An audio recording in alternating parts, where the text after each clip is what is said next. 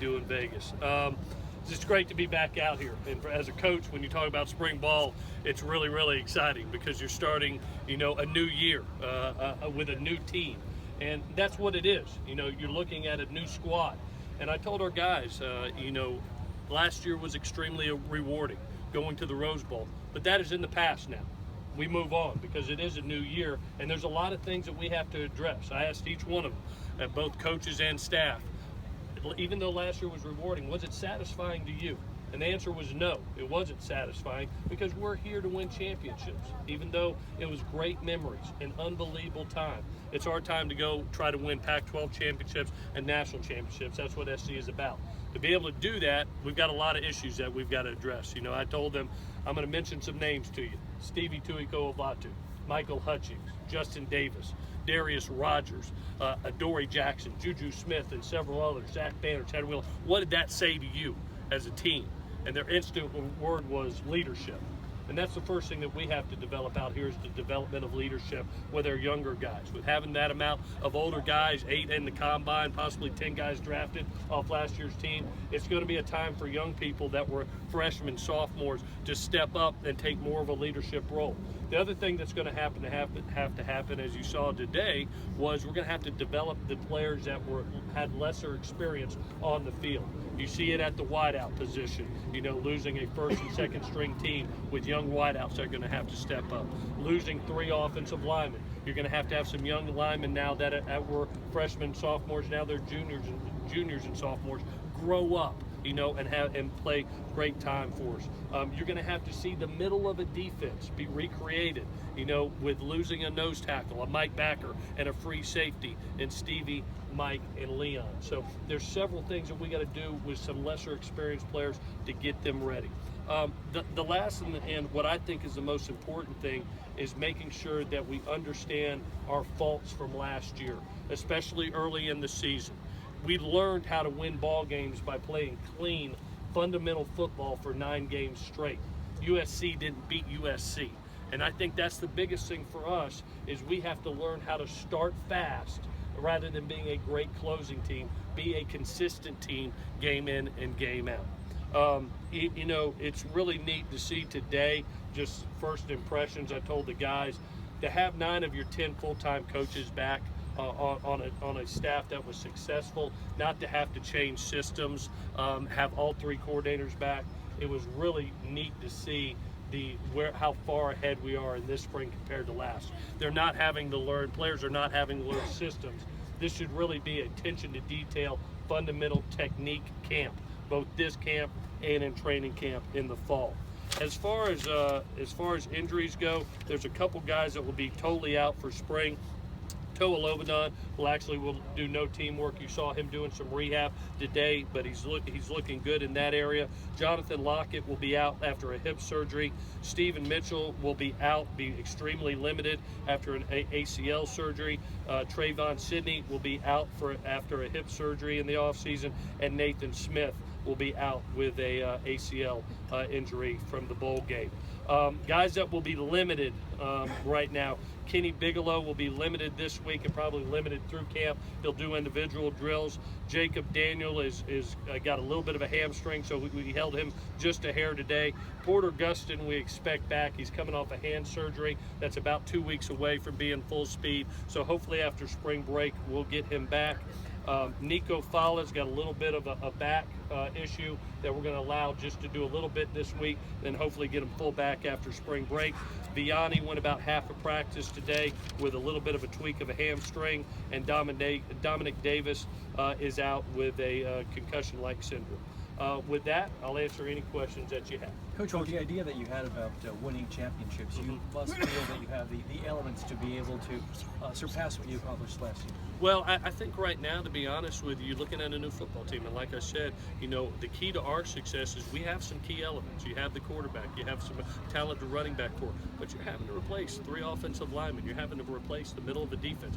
Not to say that we don't have the talent, but it's inexperience, and these reps in spring and these reps in fall will really dictate, I think, where we play next year.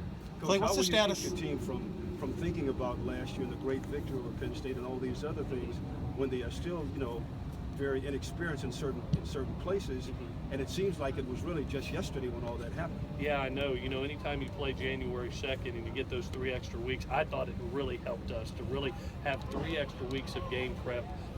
Gave us the opportunity to develop some young players, obviously, that you're going to see that we need right now, Jim. You know, for us, I really challenged them, and I told them, I said, this is a new team. This is a different team. You lost several men that we counted on a ton of snaps and leadership from. So we have accomplished nothing with this team. You know, we have to keep the chip on our shoulder that we're trying to perform each and every game, and that's the approach that we'll take. Clay, Sam has talked as early as last year about trying to be a more vocal leader. Yeah. Have you seen improvement on that front? Yeah, you know, he's pushed himself into a little bit of a vocal role. I've asked him to just be him. I tell you, one of the great things that Sam does, he is a great one-on-one leader. To pull a guy aside and communicate with him. He does that as good as anybody I've seen. And then he picks and chooses his time. You know, he's not one of those guys you're going to hear the entire camp or entire day. You know, he's one of those guys that really says when he speaks, everybody listens. And then he gets you one-on-one, and then obviously he's a lead by example guy also. He's the definition of what Trojan should be. Coach, Lots happened since the Rose Bowl. Of all the things that you've gotten to do or whatever, does anyone jump out at you? Is anyone more kind of a neat thing? I got to meet Magic Johnson the other day, and you know, when you look at when you get to shake the hand of a living legend and somebody that special, a player as well as a person. It was not only neat for myself, but I got to introduce him to 4 of our players that were there at the game, and it was a very, very special moment. And the words of wisdom that he gave us as a champion were powerful. So that was it's pretty neat to meet a living legend. Coach, what's the status of Bolmeister and Osen this season? Yeah, there's been no change of their status. If anything happens there, I promise you I'll be the first to let you know. Can you talk about EJ Jr. or EJ Price? Excuse me. Yeah, his status has not changed. If anything changes there, I'll let you know. You mentioned that batch of redshirt receivers coming out and they're going to have a chance to compete for playing time. What did you see from them, if anything notable today?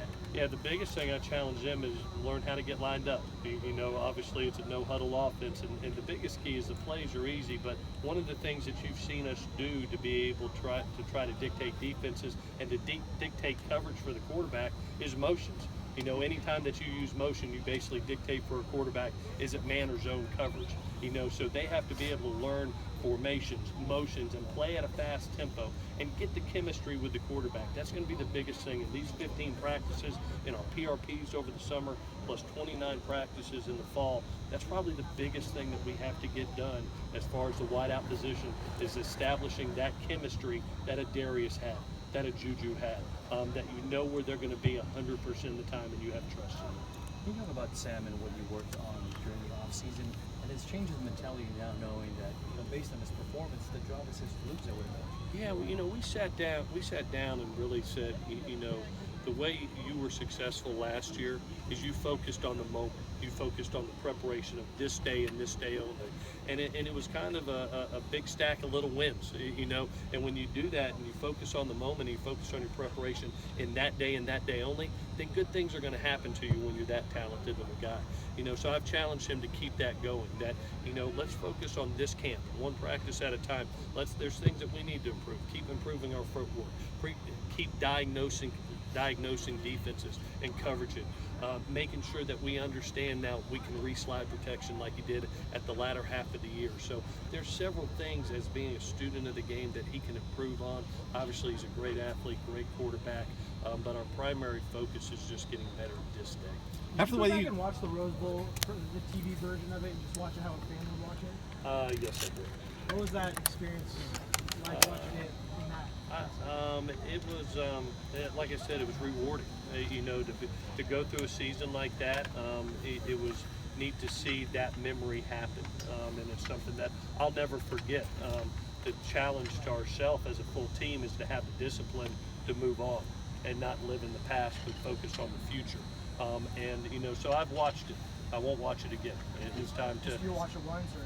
No, I've watched the TV copy once, and now it's time to move on and to focus on, you know, getting our team better. So the discipline of that is hard. Right. You'd love to pat yourself on the back and keep on looking back, but the problem is there's too many issues moving forward that we have to address. Deontay said that he hasn't watched it at all. Will you use that film as a study device as well, or is it? No, the biggest thing I think it is I think the culmination of that entire season, the lessons that we learned is what I talked about in our team meeting. We learned how to win. You know, we learned how to, you know, not commit the critical errors, whether it was turnover-wise, whether it was penalties, playing clean football down the stretch, learning how to play in a hostile atmosphere like Washington, a hype game like Washington. And then that final test in the Rose Bowl was, like I told them, you learned how to come from behind. You know, we had not been in that situation really since Alabama. From October to November, it was a great lesson. It was kind of our final exam, and to be able to get that done, I'm hoping that's the last piece of the puzzle that we learned from, and now we'll continue on to the next season. So you're watching the combine this week, and all of a sudden you hear the guy everybody's talking about is not at the combine, but it's Sam Darnold. What are you're thinking? Oh man. Well, no, I think like I told him, you know, when you perform like you do, good things happen to you. But how do you perform?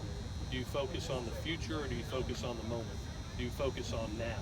And the fact of the matter is, if we don't focus on now, if we don't focus on the chemistry that we have to create with a group of receivers, if we don't focus on performing at an elite level at quarterback with a young football team, then, you know, individual success is only the byproduct of the team's success.